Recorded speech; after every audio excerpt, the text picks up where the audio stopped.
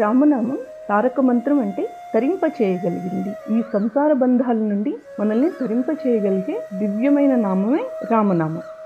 అష్టాక్షరి పంచాక్షరి మంత్రాలు రెండూ కలిపితే తయారైన నామం రామనామం. అది ఎలాగో చూద్దాం. దశరథ మహారాజు తన 4 బిడ్డలకి నామకరణం చేసే బాధ్యతల్ని తమ కులగురువైన వశిష్ఠునికి అప్పచెప్పాడు. బ్రహ్మర్షి వశిష్ఠుడికి తెలుసు రాముడు సాధారణ బాలుడు కాదు, సాక్షాత్తు శ్రీ మహావిష్ణువు అవతారం, దుష్ట శిక్షణకే అవతరించాడు అని. అందువలన అతనికి పెట్టబోయే పేరు అతని ఉన్నతత్వాన్ని తెలియచేసేదిలా ఉండాలి, కానీ ఈ సంసార సాగరానికి సంబంధించినదైన లౌకికమైనదిగా ఉండకూడదు అని ఆశించాడు వశిష్ఠుడు. వినడానికి మధురంగా ఉండాలి, అలాగే పలకడానికి సరళంగా ఉండాలి, దాంతో పాటుగా అత్యంత శక్తివంతమైన మంత్రమై ఉండాలి అని దీర్ఘంగా ఆలోచించి సృష్టిలోనే అతి శక్తివంతమైన నమో నారాయణాయ అనే అష్టాక్షరి, నమ శివాయ అనే పంచాక్షరి నామాల నుండి రామనామాన్ని తయారు చేశారు. అది ఎలా అంటే నమో నారాయణాయ, నారాయణాయ నర ప్లస్ అయనాయ, అయన నర అంటే మానవుడు, అయన అంటే మానవుడు అనుసరించే మార్గం, అంటే ఆఖరికి అంతిమంగా నారాయణుని స్థితిని చేరుకునే మార్గం. ఈ నారాయణాయలో రాని తొలగిస్తే నా ప్లస్ అయన అంటే మార్గమే లేదు, అంటే అష్టాక్షరి మంత్రానికి ఆయువు పట్టు రా అనే అక్షరం. అలాగే పంచాక్షరి నమ శివాయ, శివం, శివంలో నుండి మా, శివం అంటే సర్వశుభాలు, అంతా శుభమే మంచి. ఈ మంత్రం నుండి మా అనే అక్షరాన్ని వేరు చేస్తే ఇంకంతా అశుభమే, శుభం అనే మాటే లేదు, అంటే పంచాక్షరి మంత్రానికి జీవం మా అనే అక్షరంలో ఉంది. ఆ విధంగా రా మా అష్టాక్షరి పంచాక్షరిల సారం మొత్తం కలిగిన నామం రామ అని యోచించి వశిష్ఠుడు మహావిష్ణువు అవతారమైన ఆ బాలునికి రామ అనే పేరు పెట్టాడు. ఆ విధంగా సకల మంత్రాల సారం రామనామం. ఒక జీవిని తరింపచేయగల నామం కనుకనే ఇది తారక మంత్రం. రామ అంటే సర్వే రమంతి ఇది రామః, అంటే సకల జీవులని, సృష్టిలోని సకల జీవుల్ని ఆనందంలో మునిగేలా చేసే, ఉత్తేజపరిచే స్వరూపమే రామ.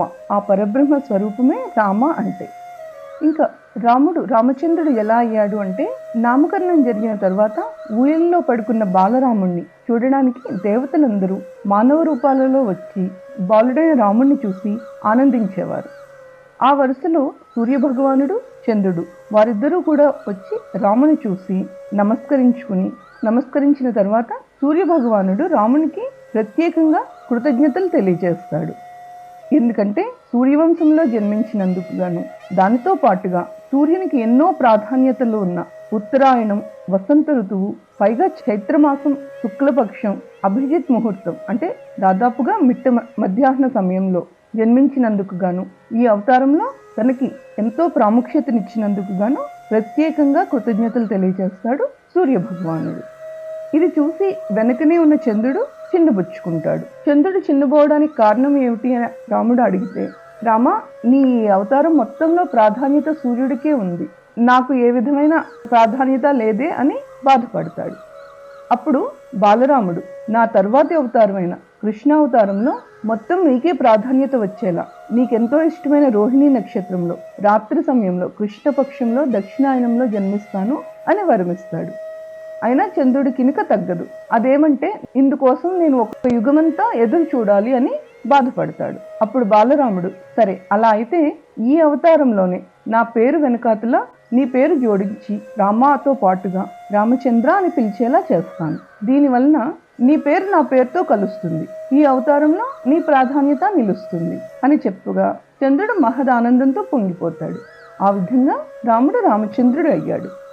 రామనామం ఎక్కడ ఉచ్చరిస్తే అక్కడ నేను చేతులు కట్టుకుని నా రామునికి ప్రణామం చేస్తూ ఉంటాను అని ప్రతిజ్ఞ చేశాడు రామబండి.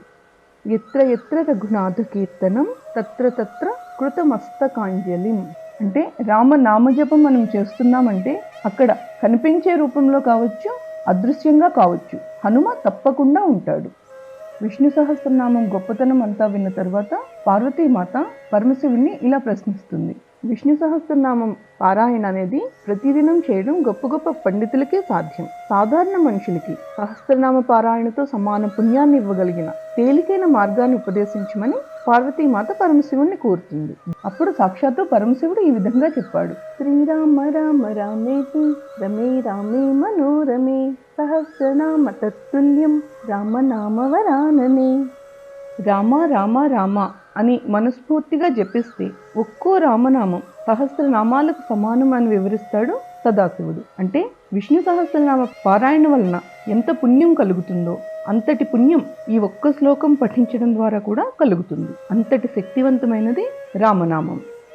అంటే ఈ శ్లోకం ఒక్కసారి చదివితే విష్ణు సహస్రనామ పారాయణ ఫలితం దక్కుతుంది. అంతటి మహిమ రామనామాంది. ఒక్క నామం పలికితే 1000 మార్లు పలికిన ఫలితం. అంటే 1000 సార్లు రామనామ జపం చేస్తే 1,000,000 నామజపం చేసిన ఫలితం. అదే రామనామ రహస్యం.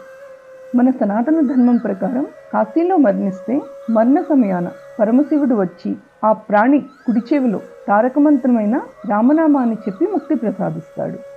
రామచంద్ర అని పిలిస్తే అని తలిస్తే సూర్యుడు, చంద్రుడు, ఇంకా రామ అన్న చోట ప్రత్యక్షమయ్యే హనుమ ఆనందిస్తారు. అంటే మేజర్గా 3 గ్రహాల అనుగ్రహం పొందొచ్చు రామనామ జపంతో. సూర్య, చంద్ర, శనీశ్వరుల అనుగ్రహాన్ని పొందవచ్చు.